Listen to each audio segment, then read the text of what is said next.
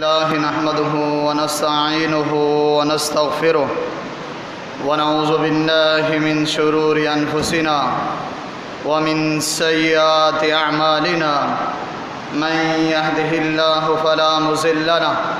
ومن يضلله فلا هادي له ونشهد أن لا إله إلا الله وحده لا شريك له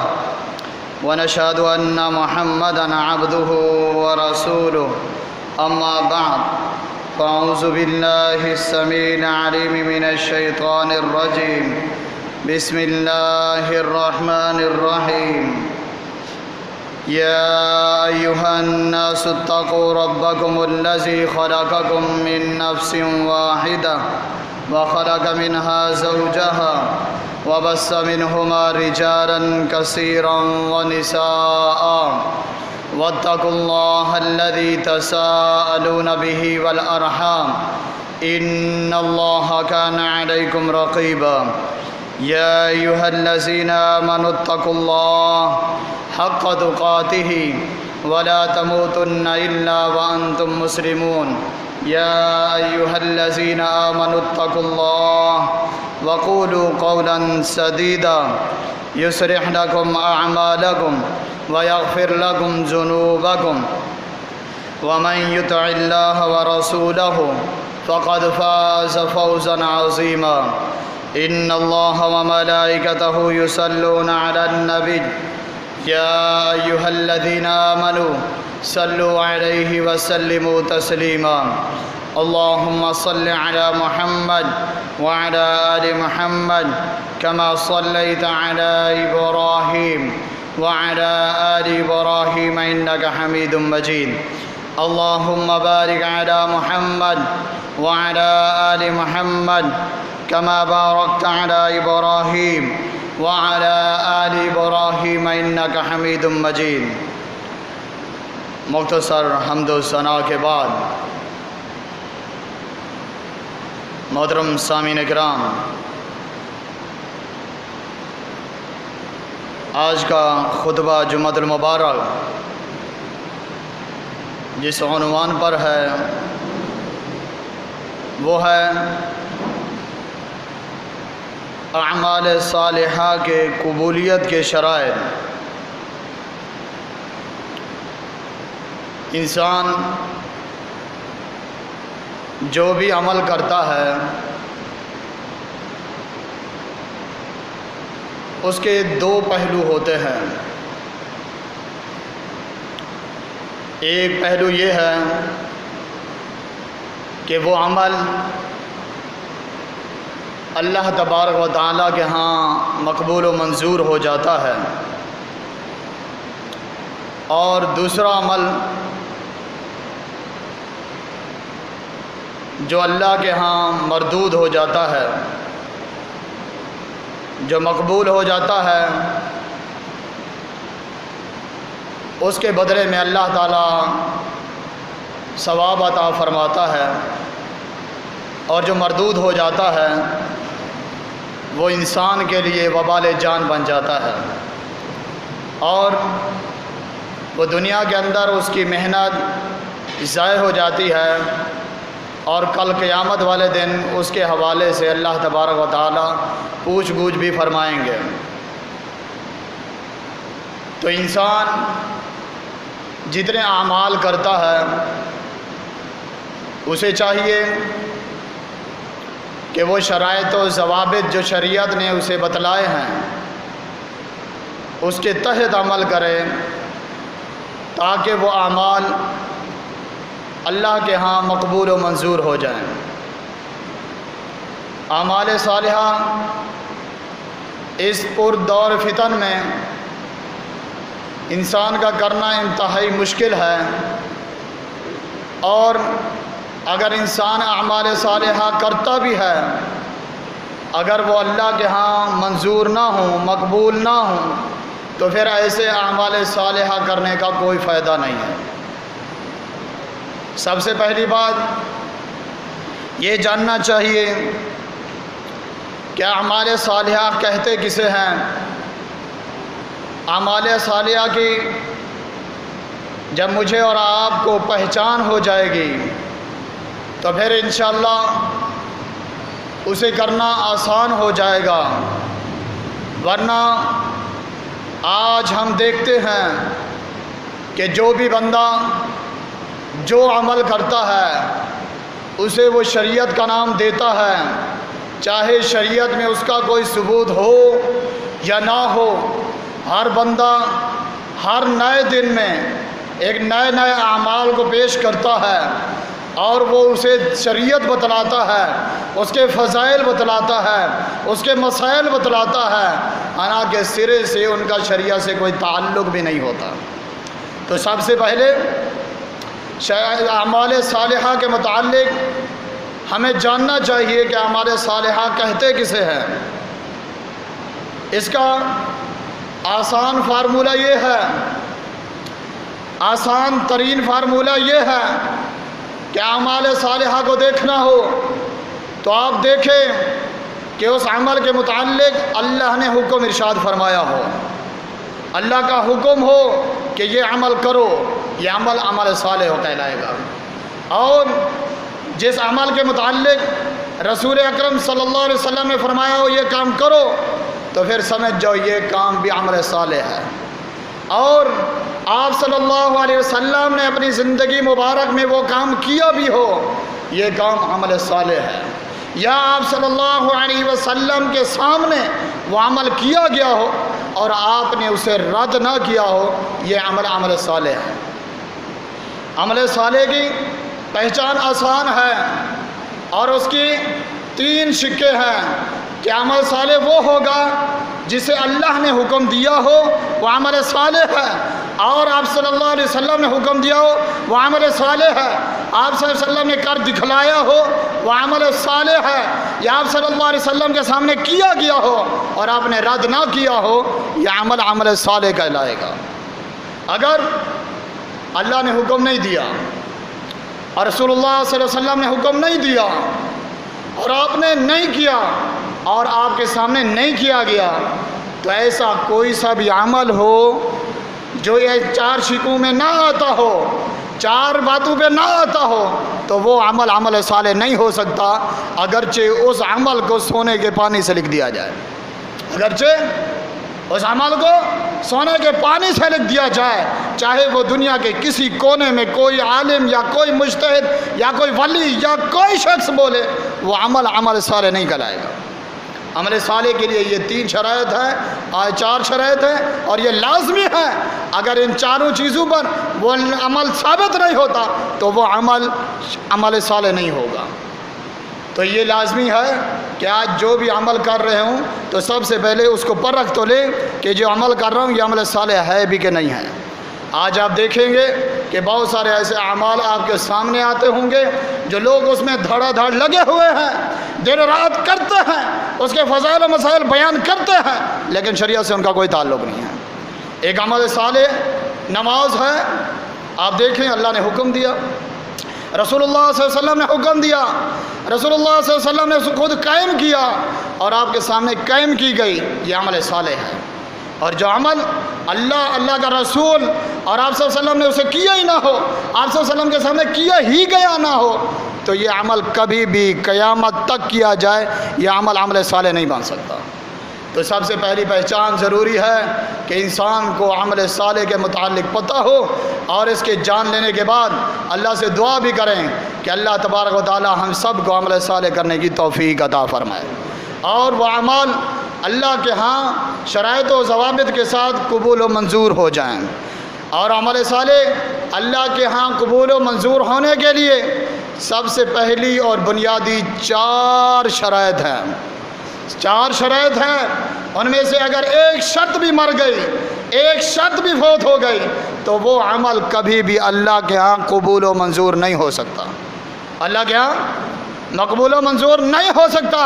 چاہے وہ ساری زندگی کیا جائے۔ ان میں سب سے پہلا اور سب سے پہلی شرط کیا ہے؟ سب سے پہلی شرط یہ ہے کہ انسان عمل کرنے سے پہلے اس کی نیت اخلاص پر مبنی ہو، اس کی نیت خالص ہو، اس کی نیت میں اخلاص ہو،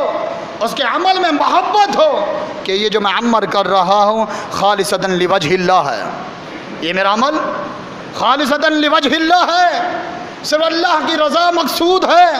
صرف اللہ کی ذات کے لیے کر رہا ہوں، میرا رب مجھ سے راضی ہو جائے اور اس نے مجھے حکم دیا ہے کہ آپ اعمال صالحہ کرو، صرف اس کی نظر، اس کی نیت، اس کا دل دماغ اللہ کی طرف ہو، جبھی تو وہ عمل قابل قبول ہوگا، اللہ کے ہاں منظور ہوگا۔ اور یاد رہے یہ نیت ہر عمل سے پہلے ہے اور یہ فرض اول ہے، بھلے ایمان سے پہلے، توحید سے پہلے، عقیدے سے پہلے، عمل سے پہلے، سب سے پہلے کیا ہے؟ انسان اپنی نیت کو درست کر لے، اور نیت درست کرنا یہ فرض عین ہے، اگر نیت درست نہیں تو بڑے سے بڑا عمل بھی برباد ہے۔ اور اللہ نے باقاعدہ طور پر قرآن مجید میں جا بجائے اس کا ارشاد فرمایا ہے کہ فَاعْبُدُ اللَّهَ مُخْلِصًا لَهُ الدِّينَ، اللہ نے ڈائریکٹ اپنے پیغمبر جناب محمد رسول اللہ صلی اللہ علیہ وسلم کا حکم دیا کہ آپ اللہ کی عبادت کریں اخلاص کے ساتھ، اخلاص کے ساتھ اس کے دین کو اس کے لیے خالص کر دیں۔ آپ دیکھیں وَمَا أُمِرُوا إِلَّا لِيَعْبُدُوا اللَّهَ مُخْلِصًا لَهُ الدِّينَ، اللہ نے باقاعدہ حکم دیا ہے کہ آپ اللہ کے دین کو اس کے لیے خالص کر دیں، اس میں کسی قسم کی کوئی ملاوٹ نہ ہو، اس میں کسی قسم کا کوئی چرچا بازی نہ ہو، اس میں کوئی ریاکاری نہ ہو،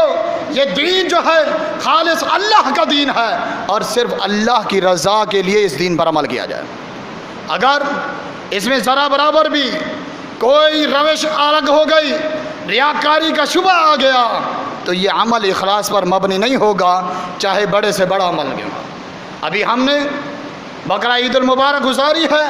اپنے جانور کو ذبح کیا ہے، اس موقع پر آپ نظر دوڑائیں کہ اس میں اخلاص کس کے پاس تھا اور ریاکاری کس کے پاس تھی۔ آپ دیکھیں ایک شخص میں منڈی میں جا کر جانور خریدتا ہے، وہیں سے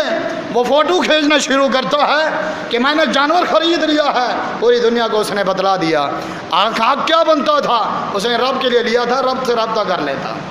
وہیں فوٹو کھینچا، آپ نے سوشل میڈیا پر، الیکٹرانک میڈیا پر سینڈ کر دیا، اس نے گھر پہ آیا، گھر پہ باندھا، دوبارہ تصویر سینڈ کر دی، گھاس کھلایا، پھر فوٹو، پھر ایک تصویر اپلوڈ کر دی، پھر ذبح کیا، پھر وہاں پر دوبارہ اس نے ویڈیو بنا کے اپلوڈ کر دی۔ کیا ایسے شخص کو آپ کہیں گے کہ اس کی نیت میں لوگوں کے چرچے مقصود تھے یا رب کی رضا مقصود تھی؟ تو ہر شخص یہی کہے گا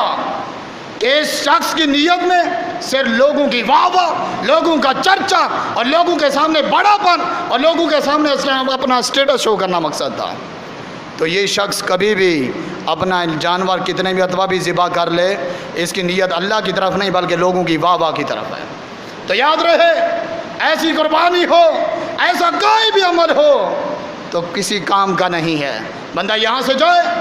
جا کے حج عمرہ ادا کر گیا ہے، یہاں سے احرام پہننے سے لے کر واپسی آنے تک، مبارکبادی تک ساری ویڈیوز اور مختلف قسم کے فوٹوز سینڈ کرتا رہے، وہاں جا کے کعبہ کے سامنے، وہاں حجر اسود کے سامنے مختلف مقامات پر کھڑا ہو کر وہ فوٹو سیکشن کرتا رہے۔ کوئی بندہ کہے گا کہ یہ اللہ کو راضی کرنے گیا ہے یا لوگوں کو بتانے گیا ہے؟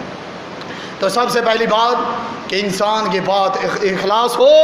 اخلاص نیت ہو۔ تو جو اس بندے کے پاس اخلاص نیت ہے اور وہ شخص نیت خالص کر کے انی وجہت وجہی للذی فطر السماوات والارض حنیفا وما انا من المشرکین کے تحت جو بندہ کوئی بھی عمل کرتا ہے وہ اللہ کے ہاں مقبول و منظور ہو جاتا ہے۔ سب سے پہلی شرط کیا ہے؟ انسان کے اندر اخلاص ہو، اخلاص ہونا ضروری ہے۔ اخلاص نہیں ہے تو کوئی بھی عمل اللہ کے ہاں قبول و منظور نہیں ہے۔ آپ اس کے واقعات دیکھیں، واقعات کا تذکرہ کرنے کا ٹائم نہیں ہے۔ آپ حدیث غار دیکھیں جس میں غار کے اندر 3 اسرائیلی بندے وہاں پھنس گئے تھے، انہوں نے اخلاص کے ساتھ رب سے دعا کی، رب نے قبول کی یا نہیں کی؟ رب نے قبول کی۔ ہاں اگر ریاکاری مقصد ہوتی تو ریاکاری والے واقعے بھی دیکھے کہ اللہ تبارک و تعالیٰ نے کل قیامت والے دن جس دن جہنم کو سلگانا ہے، سب سے پہلے 3 بندوں کو سامنے لانا ہے۔ ان میں سے سب سے پہلا ایک عالم ہوگا، اور ایک سخی ہوگا، اور ایک اللہ کا نیک ولی ہوگا۔ تو وہ بھی اچھے اچھے کام کر کے آئے ہوں گے، مجاہد ہوگا، وہ آ کر اللہ کے سامنے پیش ہوں گے، لیکن ان کے اندر اخلاص نہ ہونے کی بنا پر ان کی سخاوت گئی، ان کا جہاد گیا، ان کی ولایت گئی، ان کی ہر قسم کی اچھائی گئی۔ اللہ تبارک و تعالیٰ ان کو سب سے پہلے اٹھا کر جہنم کے اندر ڈال دے گا۔ کیا؟ صرف اخلاص نہ ہونے کی وجہ سے بڑے سے بڑا عمل بھی اللہ ان کو مردود کر کے ان انسانوں کو اٹھا کر جہنم کے اندر پھینک دیتا ہے۔ تو معلوم ہوا سب سے پہلے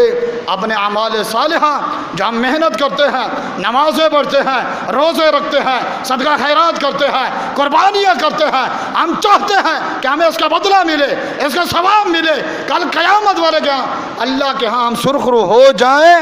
تو اس کے لیے ضروری ہے کہ اعمال صالحہ کی قبولیت کے جو شرائط ہیں انہیں ملحوظ خاطر رکھتے ہوئے عمل کریں۔ تو سب سے پہلی جو شرط تھی وہ اعمال صالحہ میں وہ عام نیت تھی، نیت خالص ہو، اللہ تبارک و تعالیٰ عمل قبول فرماتا ہے۔ اب دوسری چیز، دوسری شرط، اعمال صالحہ کو اللہ کے ہاں قبول کروانا ہے تو اپنے عقائد کو درست کر لیں۔ خدا را اپنے عقائد کو درست کر لیں۔ اگر عقائد درست نہیں ہیں، آپ چاہے دن رات عبادتیں کرتے رہیں، آپ کا کوئی بھی عمل اللہ کے ہاں قبول و منظور نہیں ہوگا۔ آپ دیکھیں اللہ تعالیٰ نے قرآن مجید میں ارشاد فرمایا وَمَن يُشْرِكْ بِاللَّهِ فَقَدْ حَبِطَ عَمَلُهُ وَهُوَ فِي الْآخِرَةِ مِنَ الْخَاسِرِينَ، کہ جس شخص کے عقائد درست نہ ہوں، اللہ کو وحدہ لا شریک نہ مانتا ہو اور وہ شرک کرتا ہو، ایسے شخص کے اعمال برباد ہو گئے اور کل قیامت والے دن یہ شخص خسارہ اٹھانے والوں میں سے ہوگا۔ اب دیکھیں ایمان درست ہو، عقیدہ درست ہو، اور کرنا بھی چاہیے، اس لیے اس کے بغیر گزارا نہیں ہے۔ آج افسوس ہے اعمال بہت ہیں لیکن عقائد درست نہیں ہیں، اعمال بہت ہیں، دن رات لگے ہوئے ہیں، لیکن عقائد درست نہ ہوں، عقائد جس کے درست نہ ہوں اس کے عمل کا کوئی فائدہ نہیں ہوگا، اس کا کوئی فائدہ نہیں۔ آپ دیکھیں عبداللہ بن سبا نے بھی ایمان کا دعویٰ کیا، عبداللہ بن ابی نے بھی ایمان کا دعویٰ کیا، وہ بھی اپنی طرف سے ایمان والے بنے اور وہ بھی اپنی طرف سے ایمان والے بنے، لیکن ان کے عقائد اندر سے درست نہیں تھے، تو آج تک تاریخ گواہ ہے کہ وہ ایمان والے نہیں ہو سکتے، جنہیں آج دنیا کے اندر سب سے بڑا منافق، سب سے بڑا فسادی کہا جاتا ہے۔ وجہ کیا ہے؟ وجہ یہ ہے کہ انہوں نے عمل تو کیے ہیں لیکن ان کا عقیدہ پھر بھی درست نہیں ہوا، وہ منافق ٹھہرائے گئے، جہنمی ٹھہرائے گئے، فسادی ٹھہرائے گئے۔ تو یاد رہے کہ ایمان کے ساتھ ساتھ اس کے عقائد درست ہوں، اخلاص بھی ہو، عقائد بھی درست ہوں۔ اگر اخلاص ہے، عقائد درست نہیں ہے، تو آپ کا کوئی بھی عمل آپ کے لیے کسی کام کا نہیں ہوگا، کیونکہ سب سے پہلے اللہ کے ہاں جو چیز دیکھی جاتی ہے، وہ جو سب سے پہلی شرط ہے وہ ہے ایمان باللہ۔ سب سے پہلے ایمان، عقیدہ درست ہو۔ اگر ایمان عقیدہ درست نہیں ہے تو آپ اعمال کرتے رہیں، آپ کے اعمال کا کوئی فائدہ نہیں ہوگا۔ اگر آپ رب کو وحدہ لا شریک نہیں مانتے، رسول اللہ صلی اللہ علیہ وسلم کو اللہ کا بندہ اور اس کا رسول نہیں مانتے، تو پھر آپ کبھی بھی ہدایت پر نہیں ہیں۔ اللہ قرآن مجید میں ارشاد فرماتا ہے یا ایھا الذین آمنوا آمنوا باللہ ورسولہ، یا ایھا الذین آمنوا آمنوا باللہ ورسولہ، آپ اللہ پر اور اللہ کے رسول پر ایمان لائیں، آپ اللہ اور اللہ کے رسول پر ایمان لائیں۔ دوسری جگہ ارشاد ہے کہ آپ ایمان اس طرح لائیں جس طرح آپ صلی اللہ علیہ وسلم کے صحابہ ایمان لائیں، جس طرح آپ صلی اللہ علیہ وسلم کے صحابہ ایمان لائے، صحابہ کی ایمان کی طرح آپ نے ایمان لانا ہے، جس طرح انہوں نے رب العالمین کو رب العالمین سمجھا، کسی پتھر کے سامنے، کسی حجر کے سامنے، کسی شخص کے سامنے، کسی ولی کے سامنے، موجودہ نبی کے سامنے سر نہیں ٹکایا، سجدہ نہیں کیا، نذرانہ نہیں چڑھایا، ان کے سامنے اپنی حاجتیں نہیں رکھی۔ اسی طرح آپ پر بھی لازمی ہے اب رب کو رب مشکل کا کشا سمجھے، اسی کو حاجت روا سمجھے، اسی کے سامنے سجدہ کرے اور اسی کو سب کے سے بڑی چیز سمجھے، اسی پر توکل رکھے۔ اگر آپ ایسا نہیں کرتے تو پھر آپ کا عمل صحابہ کے عمل کے جیسا نہیں، تو پھر آپ جتنے چاہے عمل کرتے رہے، آپ کے عمل صالح اللہ کے ہاں قبول و منظور نہیں ہوں گے۔ اللہ کے ہاں آپ کے اعمال صالحہ قبول و منظور نہیں ہوں گے۔ اگر آپ چاہتے ہیں کہ آپ کے اعمال صالحہ اللہ کے ہاں قبول و منظور ہو جائیں تو اس کے لیے تیسری شرط یہ ہے کہ آپ کا عمل، آپ کا کیا جانے والا عمل اللہ اور اس کے رسول کی اطاعت پر مبنی ہو، رسول اللہ علیہ وسلم کی سنت پر مبنی ہو۔ اگر آپ صلی اللہ علیہ وسلم کی سنت سے ہٹ کر کوئی بھی عمل کرتے ہیں وہ اللہ کے ہاں مردود ہے، رسول اللہ کے ہاں مردود ہے، اللہ کے ہاں مردود ہے، رسول اللہ صلی اللہ علیہ وسلم کے ہاں مردود ہے۔ وہ حدیث بہت مشہور ہے کہ آپ صلی اللہ علیہ وسلم کے گھر میں 3 صحابی گئے، جا کر کنڈی کھڑکائی، اندر سے آواز آئی کہ آپ صلی اللہ علیہ وسلم موجود نہیں ہیں۔ اما عائشہ رضی اللہ تعالی عنہا سے پوچھا کہ آپ صلی اللہ علیہ وسلم کیا عبادت کرتے ہیں، ان کی گھریلو عبادتیں کیا ہیں؟ تو اما عائشہ رضی اللہ تعالی عنہا نے فرمایا کہ وہ رات کو جاگتے بھی ہیں، سوتے بھی ہیں، دن میں روزہ رکھتے ہیں، کبھی روزہ چھوڑ بھی دیتے ہیں۔ تو ان 3 صحابیوں نے، بڑا مشہور واقعہ ہے، انہوں نے نیت بنائی، ارادہ بنایا۔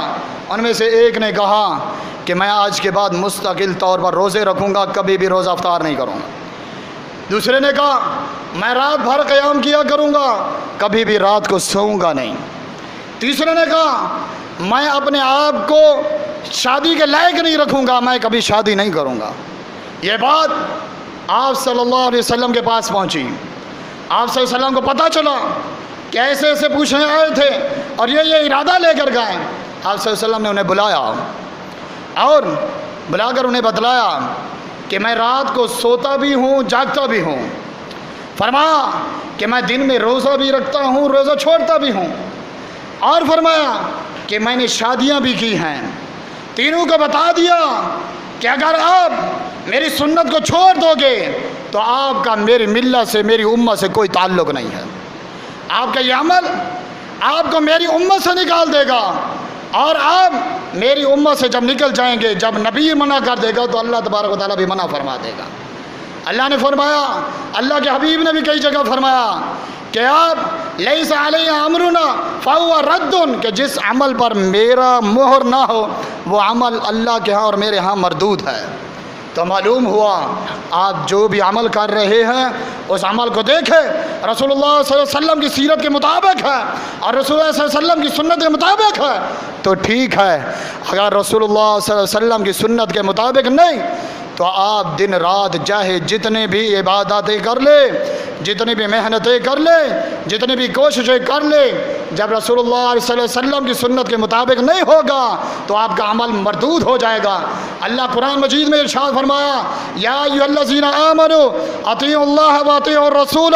ولا تبطلوا اعمالکم، ایمان والو اللہ اور اس کے رسول کی اطاعت میں عمل کرتے رہو، ولا تبطلوا اعمالکم، اور اپنے اعمال کو برباد نہ کرو۔ اگر آپ رسول اللہ صلی اللہ علیہ وسلم کی اطاعت میں عمل نہیں کریں گے، ان کی سنت کے مطابق عمل نہیں کریں گے تو آپ کے عمل سارے کے سارے برباد ہو جائیں گے۔ یہ تیسری شرط تھی۔ چوتھی شرط یہ ہے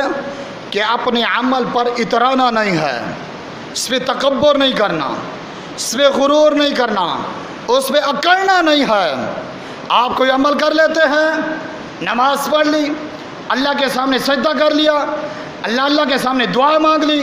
قربانی کر لی، حج کر لیا، اللہ کی طرف سے یہ آپ کو توفیق تھی، اللہ کی طرف سے یہ احسان تھا، یہ اللہ کا فضل تھا کہ اللہ نے آپ کو توفیق بخشی۔ اس پہ اللہ کے سامنے مزید عاجزی آنی چاہیے، نہ کہ تکبر اور گھمنڈ آنا چاہیے۔ بندہ نماز پڑھ لے،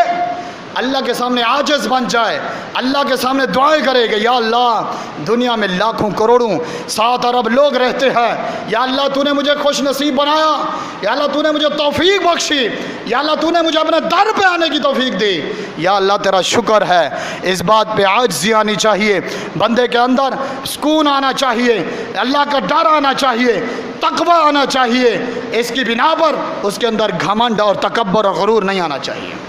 اگر کوئی شخص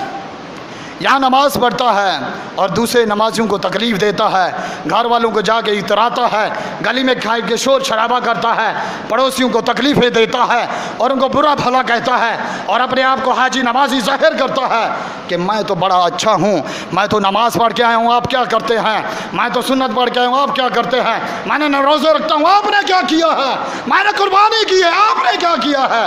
جب چلا چلا کر کسی میں اپنی بات ظاہر کرتا ہے، اپنی نیکی ظاہر کرتا ہے، اس کے سامنے بڑا پن ظاہر کرتا ہے، تو سمجھ لو وہ عمل اللہ کے ہاں مقبول و منظور نہیں ہوتا۔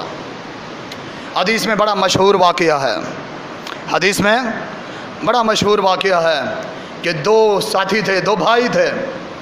ان میں سے ایک اللہ کا ولی تھا، نیک تھا، اللہ کی عبادت کرتا تھا، دن بھر رات بھر اللہ کی عبادت میں زیادہ کثرت سے لگا رہتا تھا اور بہر روزگار کے لیے کم جاتا تھا، اور دوسرا بھائی تھا وہ عبادت میں اس سے کم تھا لیکن روزگاری کے لیے بہر جاتا، کام کاج کرتا، روزی ڈھونڈتا لاتا، اور جو نیک ولی تھا زیادہ عبادتیں کرتا تھا وہ ہر روز اس پہ چلاتا تھا، ہر روز اس پہ چلاتا تھا، اس سے باتیں کرتا کہ نمازیں پڑھا کرو، روزے رکھا کرو، میں نمازیں پڑھتا ہوں، میں روزے رکھتا ہوں، یہ راستہ جنت کو جاتا ہے، تم یہ گناہ کا کام کرتے ہو، تم یہ کرتے ہو، تم وہ کرتے ہو، اللہ تمہیں کبھی معاف نہیں کرے گا۔ جب اس سے یہ جملہ نکلا منہ سے کہ اللہ تجھے معاف نہیں کرے گا، تو اللہ تبارک و تعالیٰ نے اپنے سامنے ان دونوں کو کھڑا کیا اور اسے کہا کہ اللہ اس کو معاف نہیں کرے گا، اسے جنت میں نہیں بھیجے گا، یہ تجھے کس نے بتایا؟ جنت میری ہے، جہنم میری ہے، میں اس میں جس کو چاہوں داخل کروں، تجھے کس نے اختیار دیا کہ اللہ کی قسمیں کھانے لگ جا، باتوں پہ اترانے لگ جا، ہر روز بھائی کو ڈانٹنے لگ جا کہ اللہ تجھے معاف نہیں کرے گا، اللہ تجھے جنت میں نہیں بھیجے گا، اللہ تجھے دوزخ میں بھیجے گا؟ یہ تجھے کس نے کہا ہے؟ یہ تجھے کس نے کہا؟ جنت میں بھیجنے والا ہوں، جنت کا مالک میں ہوں، جنت میں بھیجنے والا ہوں، جہنم کا مالک میں ہوں، میں جس کو چاہوں جہاں بھیجوں۔ تو یہ باتیں اس لیے کر رہا تھا کہ تو نمازی ہے، تو اللہ کی باتیں کرتا ہے، کہ تو نیکی کے کام کرتا ہے، اس لیے تو یہ پکے یقین سے کہہ رہا تھا کہ تو جنت میں جائے گا، یہ جہنم میں جائے گا۔ نہیں، ایسا نہیں ہے، اللہ نے اس نیک ولی کو اٹھا کے جہنم میں ڈال دیا اور اس کو جو کام نیکیاں کرتا تھا اس کو اٹھا کے جنت میں ڈال دیا، بولا جاؤ یہ میرے اختیار میں ہے، تمہارے اختیار میں نہیں ہے کہ کسی کو جہنمی اور کسی کو جنتی کہتے رہو۔ اسی طرح آپ یاد رہے کہ یہاں بھی آج ہمارا ماحول اسی طرح کا بنتا جا رہا ہے